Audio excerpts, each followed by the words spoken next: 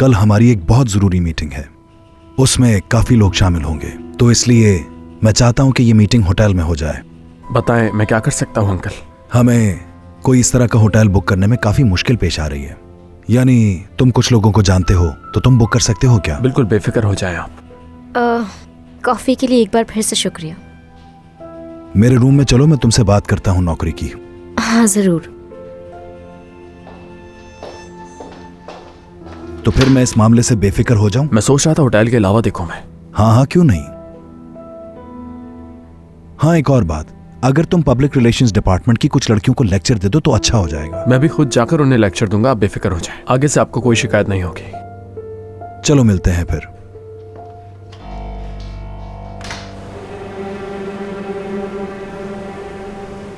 क्या अली ने मेरे बारे में कुछ बताया तुम्हें? उसने बताया सालों पहले काम करती थी तुम्हारी अम्मी उसके घर।